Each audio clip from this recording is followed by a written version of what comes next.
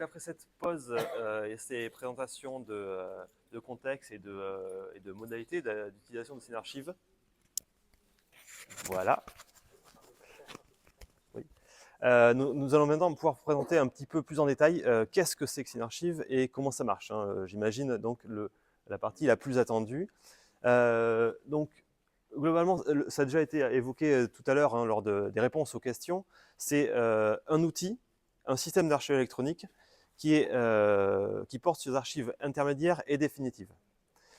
C'est-à-dire que pour les quelques communes, notamment des Hauts-de-Seine, qui ont eu un prestataire qui a par le passé fait défaut, qui sont présents ici, qui savent qu'un système d'archivage intermédiaire ne couvre qu'une partie de la vie d'une archive, vous aurez ici avec Synarchive un même système qui fera l'intermédiaire et le définitif pour les archives qui devront être conservées sans limite de durée.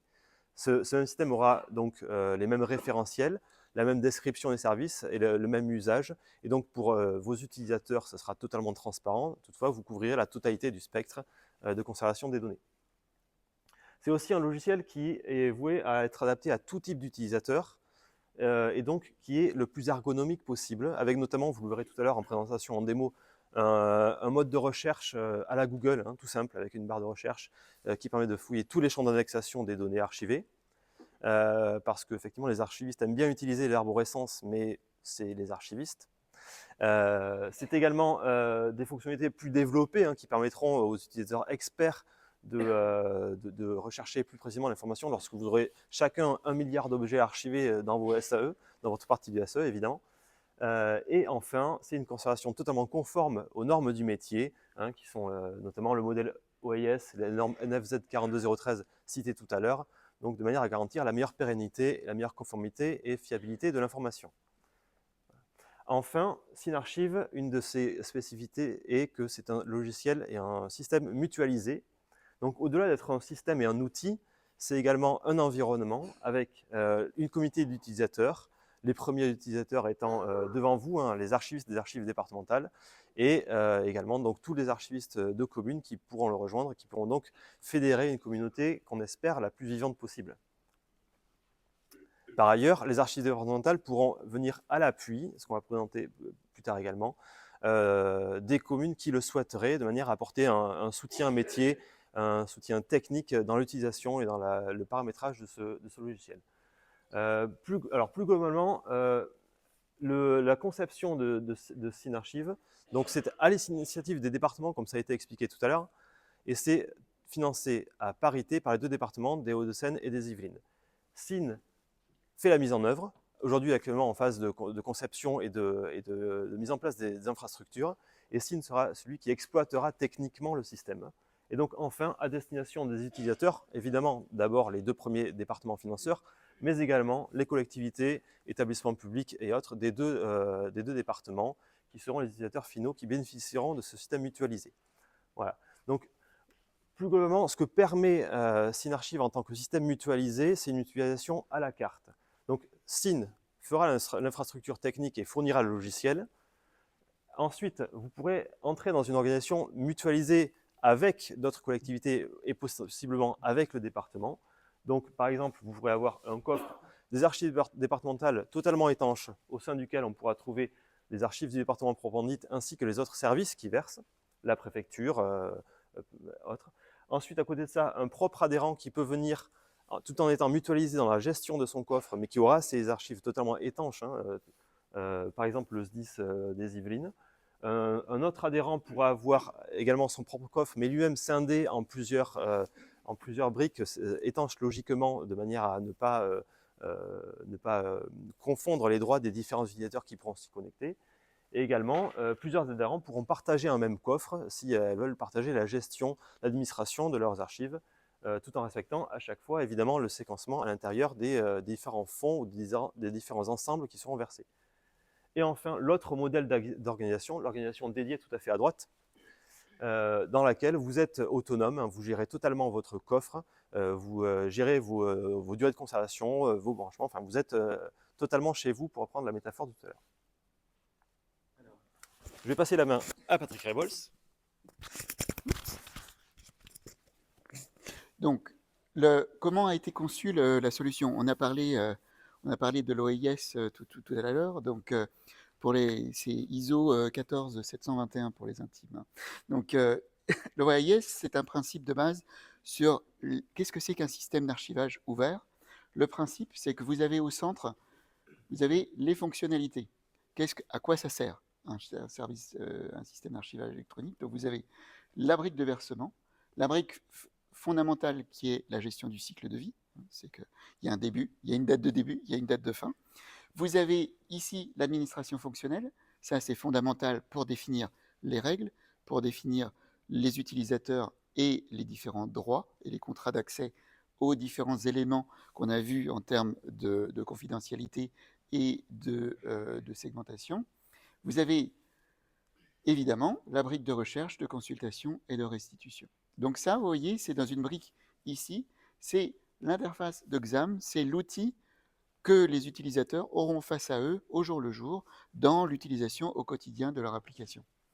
À l'aplomb de ce premier système, vous avez ensuite la brique Vitam, donc c'est le cœur du système, c'est celui qui verrouille, c'est celui qui garantit la protection contre les virus, typiquement. Il y a une analyse des fichiers. C'est celui qui va vérifier la conformité du format. C'est celui qui va verrouiller le fichier en termes d'intégrité, calcul d'empreinte, fixation du document dans son contexte. Et vous voyez que par nature, par conception, le système prévoit 2 volumes de stockage. Pourquoi? Parce qu'un système d'archivage, c'est un principe de réplication, de duplication. L'information n'est jamais conservée une seule fois, elle est forcément répliquée pour un principe de sécurité. Autour, vous avez d'autres acteurs qui peuvent intervenir. Donc on voit les acteurs effectivement liés au versement. Et donc là, il faut bien distinguer les deux opérations. Le versement manuel qui bénéficiera de workflow, donc de traitement et d'étapes de vérification au sein de l'application, et les versements en automatisé, donc par l'intermédiaire des flux issus des tiers de télétransmission captés par nos connecteurs. Alors, les tiers de télétransmission en première lecture, hein, dans le périmètre actuel, mais issus de tous les éléments périphériques, de tout ce qui peut produire de la donnée par ailleurs. Enfin, vous avez deux choses fondamentales qui sont évidemment la façon dont on règle les recherches d'informations. Vous avez des profils qui auront des droits d'accès directs, mais on peut tout à fait imaginer des requérants externes qui ont besoin d'accéder à la donnée et qui devront passer par une demande d'autorisation. Donc ces demandes d'accès sont également gérées au sein de l'application. Enfin, pour couronner le tout, vous avez le contrôle scientifique et technique qui opère ces deux actions majeures, la surveillance et le contrôle au niveau des éliminations, donc l'inclusion dans le cycle de décision par rapport aux destructions, et vous avez évidemment l'audit du système, et quand on parle d'audit du système, c'est un audit global. Concrètement, les archives départementales, sur demande de Seine-et-Yvelines numérique, peuvent très bien accéder au data center pour vérifier des éléments de conformité.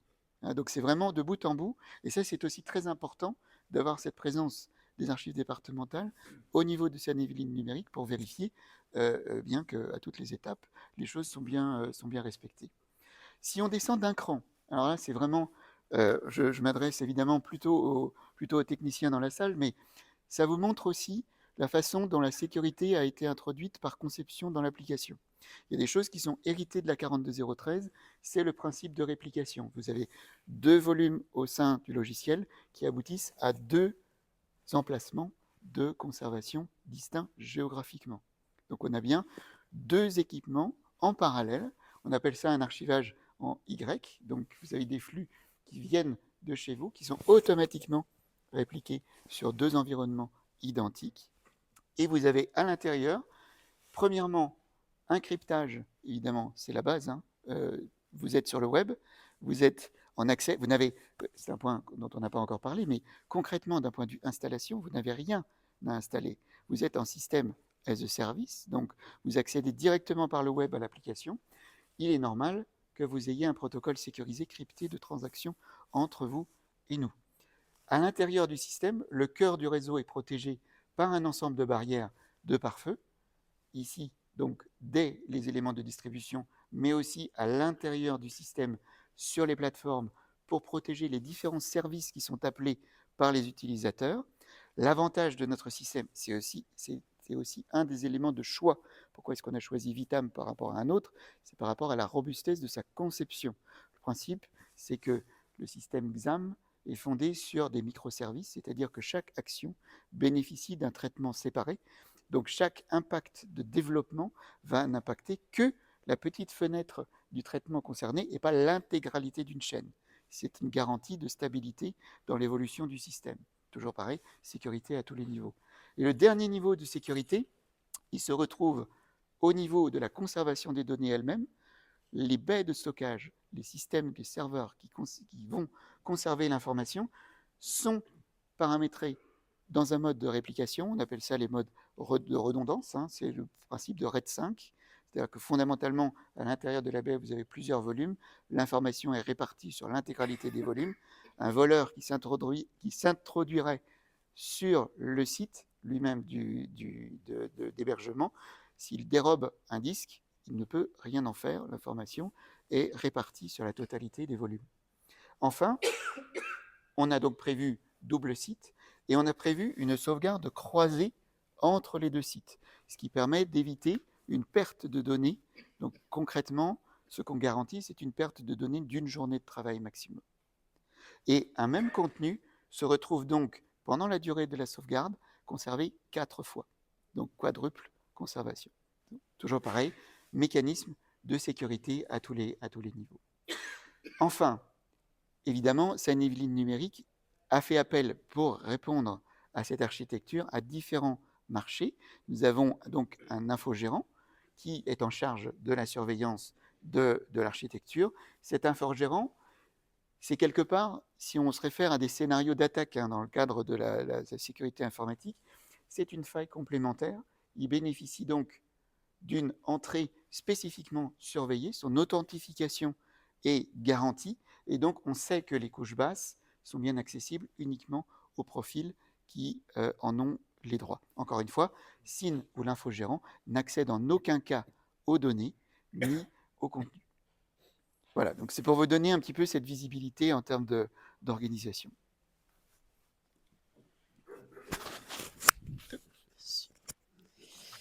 Donc on vous parlait tout à l'heure d'accompagnement par les archives départementales. Ah. Il parle pas? Ah. Donc on vous parlait d'accompagnement par les archives départementales donc des Yvelines et des Hauts-de-Seine que donc vous présentera après François. Donc c'est vraiment un accompagnement complet. Qui permet notamment à en fait toutes les communes, alors c'est vrai que c'est plus vrai pour nous dans les Yvelines, toutes les communes qui n'ont pas d'archiviste, en fait de quand même pouvoir bénéficier de ces systèmes, puisque donc sur cette partie-là, administration fonctionnelle déléguée, on va pouvoir en fait prendre la place de l'archiviste qui n'existe pas pour gérer le système d'une part et puis gérer les données qui sont déposées. Ça permet aussi, ce qu'Hélène disait tout à l'heure, au niveau de la continuité de service, pour les communes qui auraient un archiviste. L'archiviste s'en va, il n'est pas remplacé pendant plusieurs... Ça ouais.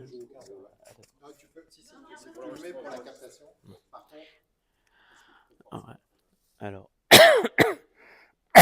donc pour la continuité de service, donc un archiviste qui s'en va, s'il n'est pas remplacé pendant plusieurs mois, ce qui est souvent le cas, nous pouvons prendre le relais en fait, pareil, à sa place. On peut être l'archiviste pour vous pendant quelques mois, ou voire plus, si besoin était. Donc vraiment continuité de service pour vous. On vous aidera aussi sur la partie démarrage du SAE, donc que vous soyez en mutualisé ou en dédié. Donc avec la réalisation des paramétrages fonctionnels, non seulement d'examen, mais aussi de l'outil de versement automatique. On vous fournit, là c'est pareil, le côté mutualisation, on vous fournit donc les profils de données. Voilà, c'est là encore le but du jeu, c'est que dès qu'il y aura à chaque fois des nouveaux profils de données qui seront créés parce qu'une nouvelle collectivité va aller sur un nouveau versement de données qui n'avait pas été fait jusqu'à maintenant, une nouvelle typologie de données, eh bien, ce sera mutualisé pour l'ensemble des acteurs de Synarchive. Et puis, on vous aidera pour la rédaction de la politique d'archivage et la déclaration de pratique d'archivage, puisque déjà, on vous donnera un modèle type de ces deux documents. et on pourra vous aider éventuellement à les compléter au besoin. Voilà. Accompagnement au versement manuel ou automatique aussi, c'est important, qui va aussi dans l'aspect conduite du changement, qui est très important. Avec l'accompagnement pour les versements automatiques, puisqu'il faut configurer les flux, hein, c'est pas forcément très simple. Et puis les formations donc au versement manuel. Après, ça dit, on vous dit pas, bah débrouillez-vous. Non, on vous accompagne évidemment sur les premiers versements jusqu'à ce que vous soyez totalement autonome, donc que ce soit des archivistes ou directement vos services producteurs, bien entendu. Et puis, on peut vous aider aussi pour faire des reprises de données manuelles qui seraient conséquentes, pour tout le travail qui est effectivement de préparation, c'est-à-dire éventuellement revoir l'arborescence, nettoyer les dossiers, raccourcir les noms de fichiers, de documents et de dossiers et tout ça, enlever les fichiers système qui n'ont pas besoin effectivement d'être versés dans le SAE, etc. Voilà, tout ça, ça prend évidemment beaucoup de temps. Et puis enfin, on vous proposera des formations complémentaires parce que donc vous avez une formation initiale qui est assurée par SIN quand vous adhérez, mais après évidemment, avec le turnover que vous avez dans les collectivités et tout ça, donc des formations complémentaires pour l'administration, ça c'est pour des archivistes qui rejoindraient la collectivité, et puis pour donc les versements manuels et les utilisateurs de base, donc des producteurs qui ne feraient peut-être que consulter finalement les données. Voilà. Bon, merci Anthony. Et donc, de même, hein, dans les Hauts-de-Seine, nous proposons un accompagnement relativement proche de ce que proposent les archives départementales des Yvelines. Donc, tout en haut, premièrement, une aide au démarrage du SAE qui est de manière non cadrée, hein, conventionnellement. C'est simplement euh, de même, la fourniture de modèles de paramétrage ainsi que des modèles de politique d'archivage et déclaration des pratiques d'archivage, qui sont des documents nécessaires, hein, conformément à la norme, et qui sont en partie déjà pré-rédigés, simplement doivent être adaptés au contexte de la collectivité qui souhaiterait adhérer à son contexte, à ses besoins, à ses acteurs, etc. Donc, on va effectivement vous aider dans ce démarrage-là, vous aider dans la prise en main. Et ensuite, une option qui est proposée aux communes qui le souhaiteraient, c'est via une convention de mutualisation. De même que dans les Yvelines, donc, l'administration fonctionnelle pour votre compte du SAE. Alors, il peut s'agir très simplement en fait, hein, de la gestion des services producteurs, la création des services producteurs, le paramétrage des règles de cycle de vie, enfin, tout un ensemble de gestes métiers relativement techniques dans l'application, mais que vous souhaiteriez déléguer, hein, donc voilà la raison d'être de cette convention de mutualisation. Nous utilisons le même outil, mais nous factorisons, hein, sur la partie administration. Et également, nous pouvons faire donc la gestion des dépôts, des communications et des éliminations dans une extension, hein, de cette gestion mutualisée. Ça ne veut pas dire que vous perdrez les droits dans le cas où vous souhaiterez tout de même lancer des actions de type archivistique, hein, dans le SAE. On peut tout à fait avoir un rôle d'administrateur qui est là pour faire en sorte s'assurer de la bonne marche du système, et également ensuite avoir des archivistes qui font leur métier tout simplement, hein, donc avec la recherche, avec la création de services, avec la gestion du cycle de vie et des éliminations. Voilà. Donc tous ces rôles-là peuvent être cumulés, il s'agit simplement de vous faciliter la vie dans l'utilisation du SAE. Et enfin, donc, en dehors de l'option de mutualisation dont je viens de parler, évidemment, nous animerons la communauté d'utilisateurs avec les Yvelines également, hein. En fait, nous aurons une grande communauté d'utilisateurs sur 2 départements, et donc partagerons le retour d'expérience, la remontée de bonnes pratiques ou d'anomalies. Ça arrive évidemment, on va pas se lever la face, tout à fait. Et ensuite, la mise en commun des référentiels, des profils dont on parlait tout à l'heure, hein, de manière à ce que l'utilisation d'un même système puisse bénéficier au maximum dans toutes ses possibilités au plus grand nombre. Voilà. Juste un mot, dans la partie gestion fonctionnelle de vos services, de toute façon, vous restez toujours donneur d'ordre. Voilà, nous on peut vous proposer des choses, vous donner des conseils, mais vous restez donneur d'ordre par rapport à tout ça. Voilà. Aucune action ne sera faite sans votre aval.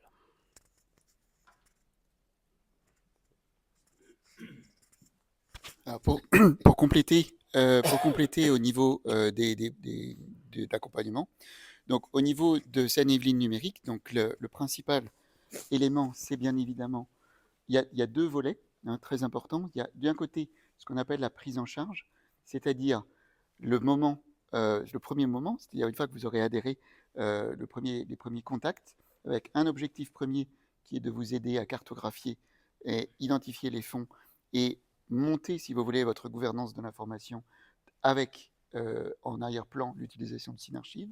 Et enfin, une recette technique, c'est-à-dire une vérification que l'ensemble des fonctionnalités sont bien mises en œuvre et que vous bénéficiez bien de la totalité de la plateforme. Donc ça, c'est vraiment le premier élément. Et comme l'a précisé Anthony, un premier élément de recette de formation technique à l'utilisation de la solution. L'autre élément, c'est un peu la vie du système, c'est le maintien en condition opérationnelle. Donc SIN est responsable évidemment de l'hébergement, de la supervision des opérations liées à l'évolution de la plateforme, à la surveillance des supports et des éléments et à évidemment l'extension des capacités de stockage, donc les capacités. Et puis évidemment pour vous, vous avez le logiciel en accès le plus libre. Il n'y a pas de notion de licence, le nombre d'utilisateurs n'est pas limité et la volumétrie de même n'est pas bridée. Donc c'est un élément important et aussi différenciant de notre solution. Et puis j'en reparle pas, la notion de confidentialité et de cloisonnement et le cloisonnement des données. Et puis la fin du cycle, c'est évidemment la réversibilité avec la préparation et la restitution finale de la totalité des données. Voilà, donc je vais laisser la main pour la petite démonstration.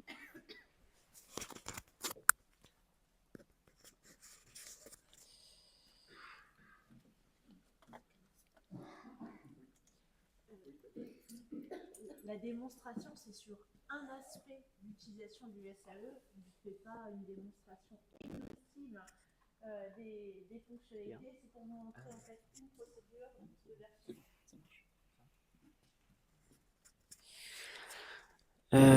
Donc, pour se connecter, évidemment, identifier un mot de passe. Ouais. Donc, identifier un mot de passe pour se connecter.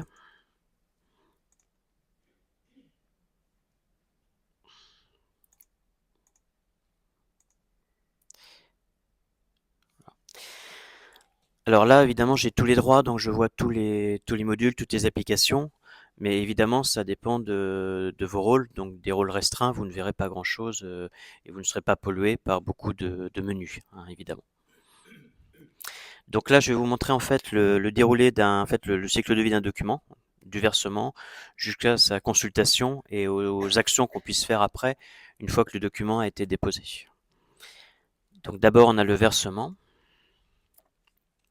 Donc là, je vais faire un dépôt par bordereau.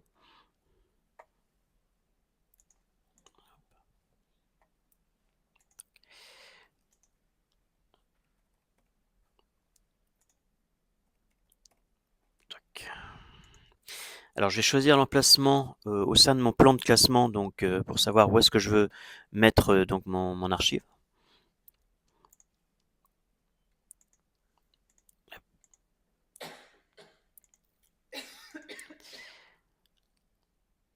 Et donc après, je vais pouvoir glisser mon ou mes documents que je veux donc dans cette archive.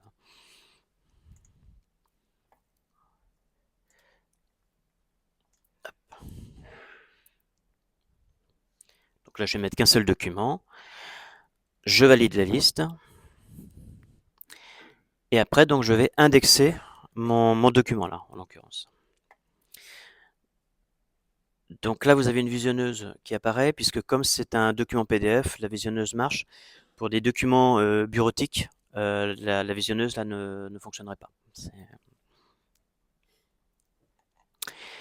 Donc après, je vais choisir en fait la typologie d'archive, ce qui va indiquer aussi les métadonnées que je dois avoir à remplir ou pas. Bon, là, on est sur un bac à sable, donc on n'a pas, voilà, il n'y a pas encore tout. On est restreint sur le modèle.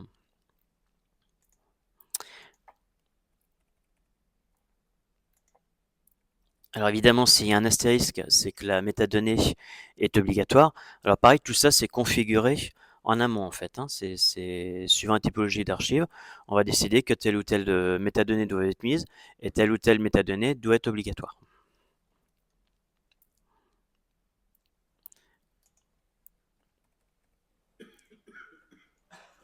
Je m'arrête là. En fait, on a pris l'option, alors je parle aux archivistes, pardon pour tous les autres, de pouvoir cocher les fonds ou les documents pour pouvoir faire la liaison, en particulier avec les fonds hybrides. Quand vous avez un bout de dossier qui est papier et un bout de dossier électronique, il est nécessaire de pouvoir avoir une unité archivistique avec une cote. Voilà. Donc vous pouvez avoir la possibilité de coter cet élément-là. Voilà. Oui. On l'aura pour voilà. En temps et en heure, là, ça, c'est peut-être pas très très performant pour l'instant parce que c'est le bac à sable, mais c'est important parce qu'en fait, ça vous permet aussi d'avoir votre liaison avec votre système d'information archivistique pour ceux qui en ont, et en tout cas pouvoir remonter les données du SAE vers l'USIA, vers le système d'information archivistique, pour que quand vous faites une requête dans votre système d'information archivistique, vous ayez l'intégralité d'un dossier ou d'un fonds, quelle que soit en fait sa forme matérielle. Donc après, vous indiquez la règle de conservation, donc en fait dans un référentiel. Et ensuite, donc les dates de dépôt de dossier, éventuellement les dates extrêmes du dossier. Donc une fois que j'ai fini mon indexation, je vais soumettre le bordereau à validation. Voilà. Donc là, on va dire que je prends la casquette archiviste et je vais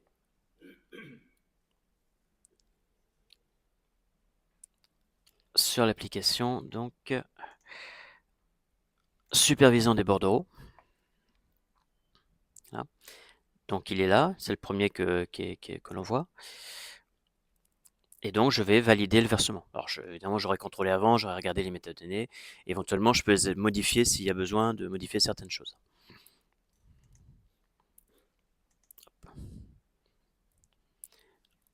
Voilà. Donc là, en fait, il va maintenant prendre un petit peu de temps puisqu'il faut, qu'il inscrive toutes les métadonnées descriptives en fait donc dans la base de données pour pouvoir justement faire des recherches après dessus. 2, il faut que les fichiers donc soient écrits de façon synchrone sur donc ce que vous avez présenté Patrick, sur les deux environnements, sur les deux volumes sécurisés de conservation. Voilà.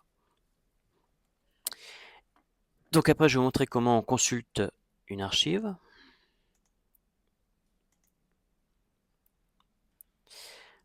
Voilà, alors vous avez donc soit une recherche libre ou par date et période ou avec la typologie d'archive ou par cycle de vie, c'est-à-dire vous allez pouvoir définir si c'est une archive gelée, non gelée, en cours d'élimination, éliminable, etc. Donc là, si je mets un mot-clé par exemple, hop, vous voyez, j'ai donc un résultat qui apparaît. Après, il y a une autre solution pour consulter les archives. Donc, c'est d'afficher le plan de classement et d'aller directement dans la rubrique qui vous intéresse.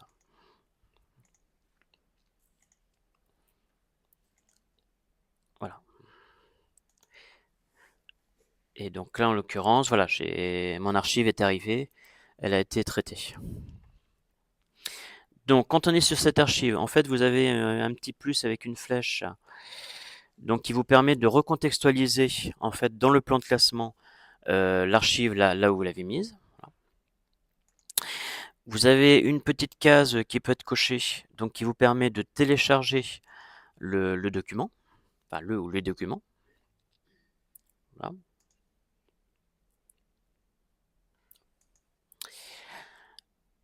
Un petit panier, donc vous pouvez ajouter l'archive au panier, je vais vous montrer après. En fait, c'est ce que vous mettez dans le panier, c'est là où vous allez pouvoir faire des actions sur les archives. Alors, pour de la communication, mais aussi pour geler et dégeler les archives ou faire les éliminations aussi par rapport aux archives.